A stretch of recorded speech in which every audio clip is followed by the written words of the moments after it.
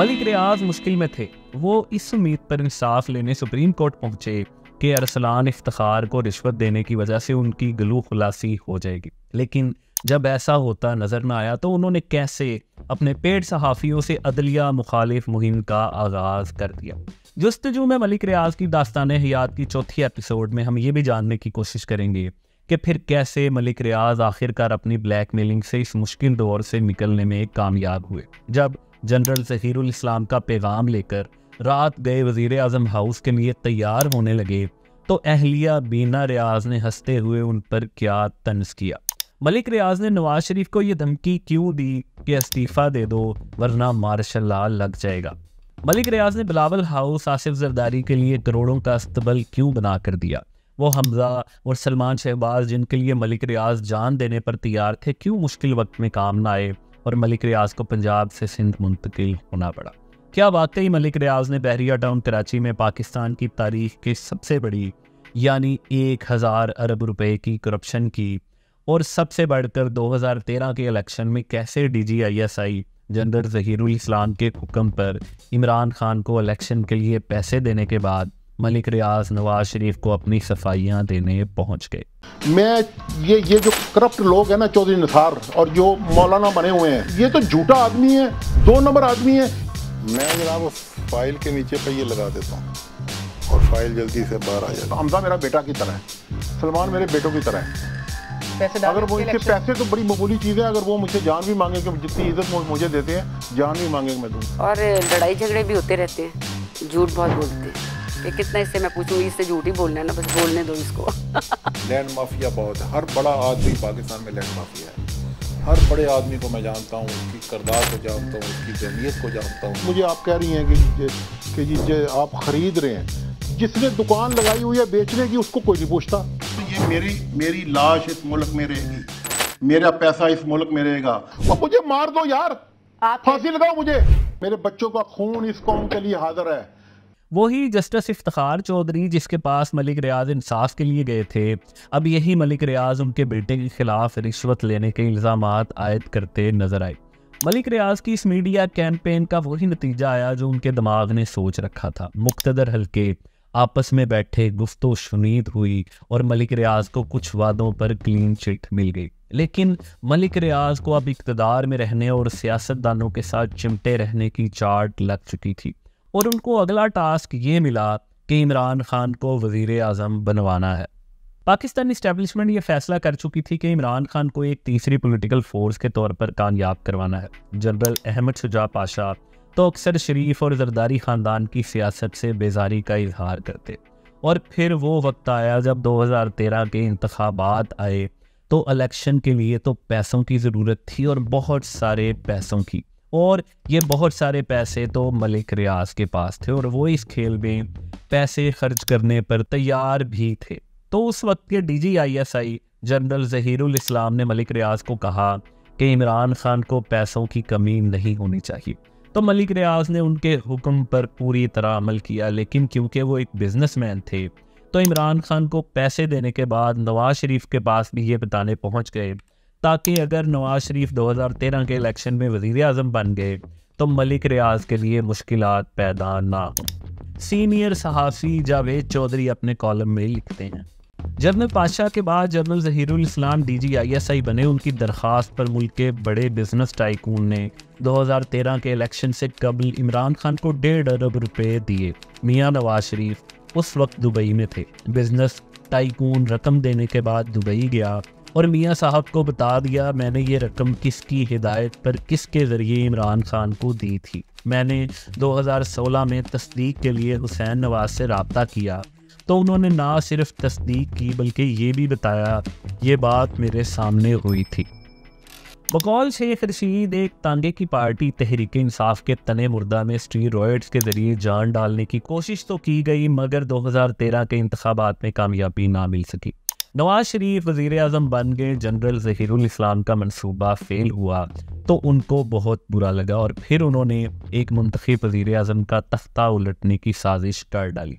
ताहिरुल कादरी को कनाडा से इंपोर्ट किया गया, मलिक रियाज का पैसा लगवाया और शिद्दत पसंदों का एक जत्था सियासी पार्टी की आड़ में इस्लामाबाद के रेड जोन में पहुंच गया।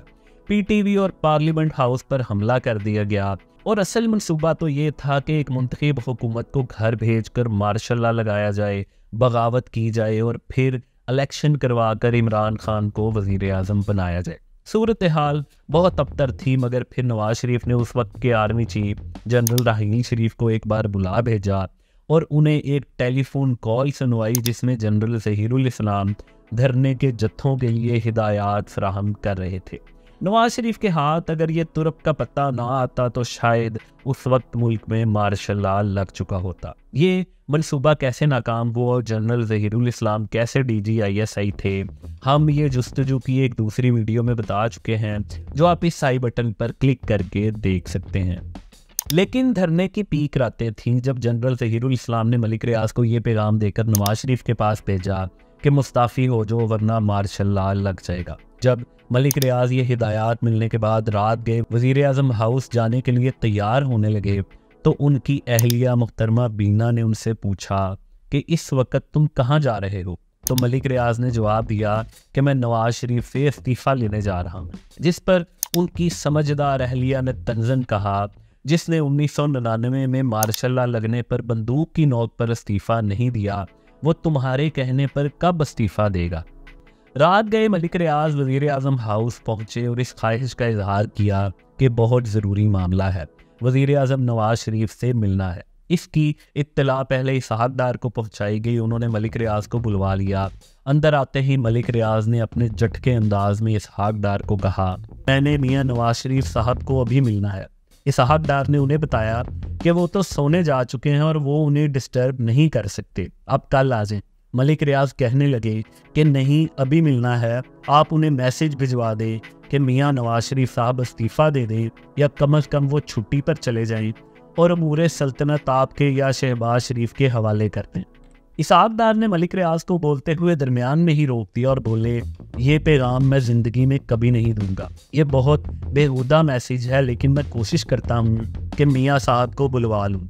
नवाज शरीफ के स्टाफ को उठाने भेजा गया। इसहाक़ का पैगाम है कि बहुत ज़रूरी मामला है जिसको मुलतवी नहीं किया जा सकता, तो आप मेहरबानी करें और आ जाएं। 10-15 मिनट में नवाज शरीफ आ गए तो मलिक रियाज उनके सामने बैठ गए और फरमाने लगे, अगर आप एक हफ्ते में इस्तीफ़ा दे दें या छुट्टी पर चले जाएं तो इमरान खान और ताहिर अल कादरी का धरना ख़त्म हो जाएगा, और अगर आपने ऐसा ना किया तो नताइज भुगतना होंगे और मार्शल लॉ भी नाफिज किया जा सकता है।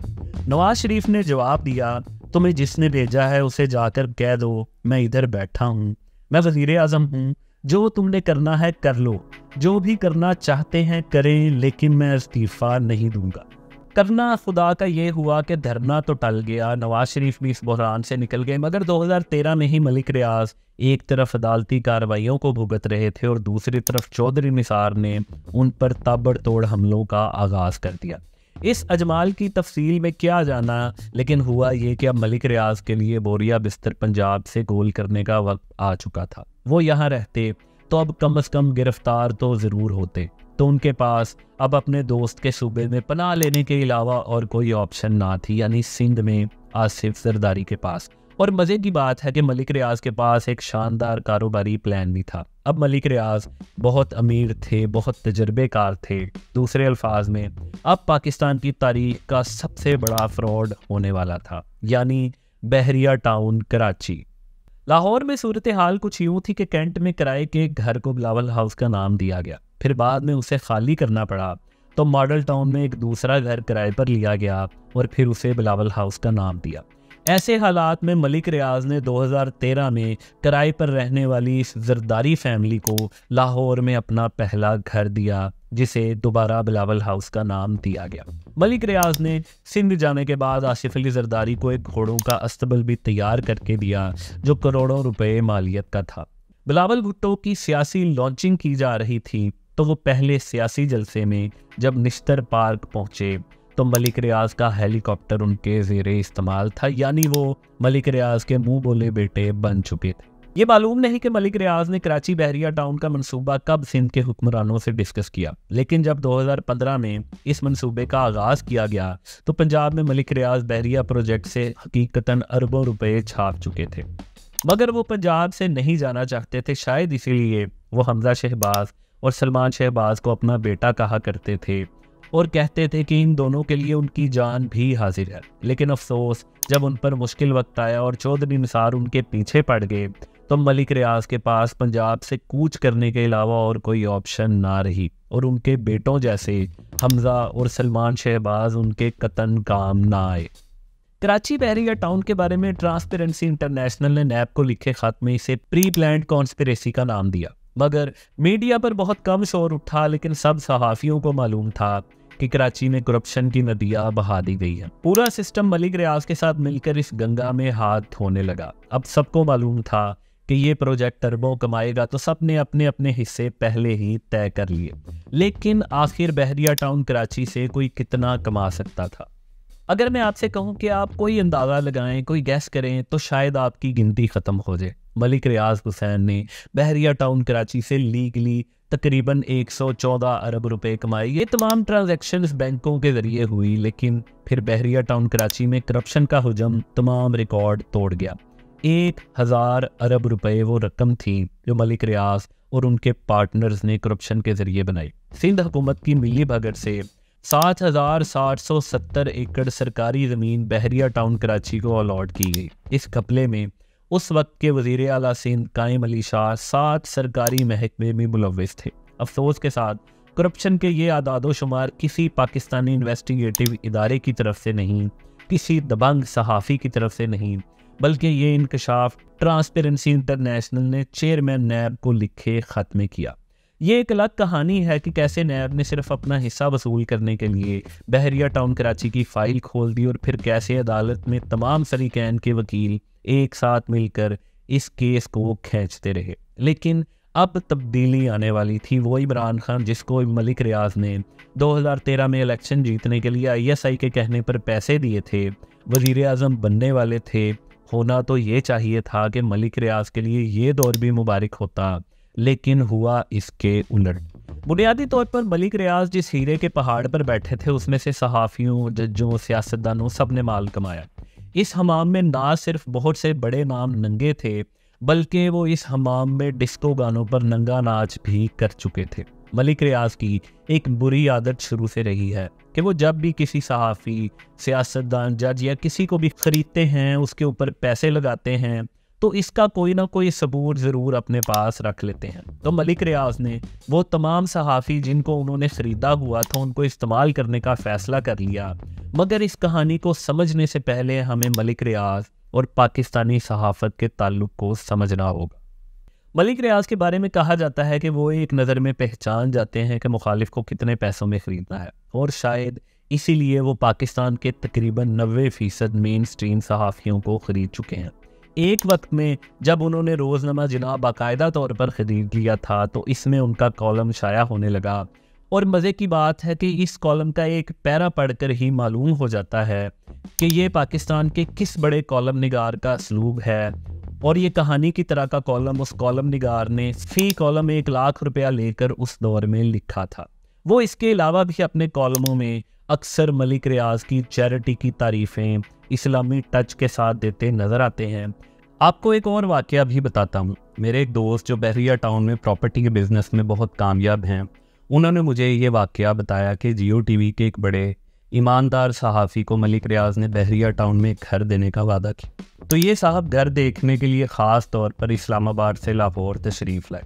जब उन्हें एक ब्लॉक में घर दिखाया गया तो इन साहब ने मुतालबा किया कि उन्हें सिफारी विलास में घर चाहिए, जिस पर मेरे दोस्त ने मलिक रियाज से रब्ता किया तो पंजाबी में उनके अल्फाज थे, इसकी औकात अभी सफारी विलास वाली नहीं है, इसको यहाँ ही घर दो, अगर नहीं लेता तो रहने दो। और फिर उन ईमानदार सहाफ़ी ने उसी ब्लॉक में घर बतौर तोहफ़ा ले लिया। सीनियर सहाफ़ी मुबशर लुकमान और माहिर बुखारी तो TV स्क्रीन पर मलिक रियाज से हिदायत लेते साफ देखे जा चुके हैं, और अफसोस इस सहाफ़ती बददियानती के बाद ये इसी दीदा दिलेरी से TV स्क्रीन पर सच की आवाज़ बने नज़र आते हैं कि शायद सच को भी शर्मिंदगी होती होगी। अस्सलाम वालेकुम, आप देख रहे हैं दुनिया न्यूज़ की स्पेशल ट्रांसमिशन। मैं हूं मुबशर लुकमान और मेरे साथ है दुनिया न्यूज़ की तरफ से मेहर बुखारी। आज आपके लिए एक बहुत स्पेशल प्रोग्राम लेके आ रहे हैं कि जिसमें मलिक रियाज जो बहरिया टाउन के रूहे रवां हैं। नहीं आप चीफ क्यों नहीं बता रहे चीफ जस्टिस का? ठीक हो रहा है, मौका तो दे रहे हैं ना यार, अपना पहले शुरू में एस्टेब्लिश करना ना, जो हामिद मीर ने कल नोचत ली हुई है कि हम पैसे खा गए हैं। ये बात करें ना, बात करें। कौन है? अब्दुल कादिर गिलानी। ये एंड में बात करेंगे जर्नलिस्ट की, अभी नहीं छेड़ेंगे, हम दोनों आपसे कहेंगे और किसी को नहीं, तो मुझे तो आप साफ करें। नहीं, मैं कहूँगा मुझे अब दें, आज दें, सबके सामने दें। मुझे तो घर चाहिए, विला चाहिए जो आपने हामिद को दिया। नहीं, क्यों नहीं? मैं करूंगा उनकी तरफ से सवालात कि आप उन पे झूठे इल्जाम लगा रहे हैं। पहले आप ये सवाल करें, डील आप हर डील में क्यों होते हैं? नहीं, वो मैंने नहीं पूछना, मैं इंटरेस्टेड, वो पूछ तो लिया अभी। अभी मैं दोबारा जाना चाहता हूँ ना उसमें। चले जाए उसमें जाना चाहता हूँ और चीफ जस्टिस के पास जाना चाहता हूँ। ओके, ये लो यार, फिर आपने बिजनेसमैन का कहा है ना जी, अशवानी था, आबद था, तो उसके ऊपर मैंने आना। इन्होंने कहा है कि आपने प्रीएम्प्ट किया है। वो क्यों मैं कहूँगा यानी तुसी घेरा पान लगे थे उन्होंने उत्ते ते सीजे ने ताड़ी ब्लफ कॉल कर ली, उन्हें पहले करता सुओ मोटो। ਉਹਦੇ ਆਮ ਵੀ ਦਾ ਪ੍ਰੋਗਰਾਮ ਚੱਲ ਰਿਹਾ ਹੋਣਾ, ਉਹ ਸਾਡੇ ਖਿਲਾਫ ਹੈ ਨਾ। क्यों? ਛੱਡੀ ਬਣੇ बिला तुसी ਉਹਨੂੰ ਦਿੱਤਾ है तो खिलाफ हो गया। जाएंगे बस रिकॉर्डिंग पे कट शट ना हो जाए कुछ, लाइव ओनली। ये मलिक रियाज साहब की भी डिमांड है, हक भी है जी, ऊपर से इंस्ट्रक्शंस आई हैं। सुप्रीम कोर्ट के सेक्शन 4 है जो उनकी अपनी वेबसाइट पे उनका ज़ाब्ते अखलाक में कहा है कि अगर आपका, मैं बता देती हूँ, अगर आपका किसी से कोई रिलेशन हो या किसी के वकील से, एक की पार्टी या दूसरी पार्टी के वकील से ज्यादा लेन देन हो, आप छोड़ देंगे, या किसी को आप जानते हो तो वो बेटे को जानते दुश्मनी हो। गल करो अपना, गल करो नवीद साहब जी। नवीद साहब सलाम अलैकुम, मुझे मिल गई है इंस्ट्रक्शन, मलिक साहब को कोई नहीं टोकेगा। Okay bye, okay bye. Overtime जाए, मलिक साहब को ना टोके। इन्ना सख्त बंदा अज मैं मोड़ो भी कहना, मैं क्या इन्ना जज्बाती है, तेरा प्यार करता है कि जिन था ही कोई वो कभी नहीं कर रहा है। तो खुद बोल देना, वैसे हम क्या सवाल पूछे, लगेगा कि प्लांटेड है, कि जो कि है बट पता नहीं लगना चाहिए, कि जो कि है बट पता नहीं लगना चाहिए, कि जो कि है बट पता नहीं लगना चाहिए। मलिक रियाज साहब, thank you very much indeed, good night, Allah हाफिज। असलाम ने जियो पे चले जाना।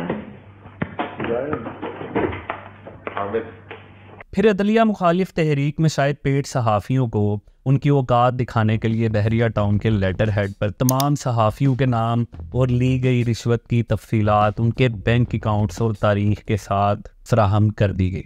मकसद सिर्फ इन सहाफ़ियों को ये पैगाम देना था कि ज़्यादा रिश्वत लेने के बाद कम अज़ कम मलिक रियाज के साथ सच्चाई का राग अलापने की गलती तो कभी ना करना। जब इन रिश्वत खोर सहाफ़ियों को उनकी औकात दिखा दी गई तो फिर बहरिया टाउन ने इस लेटर हेड से लाताल्लुकी का इजहार कर दिया।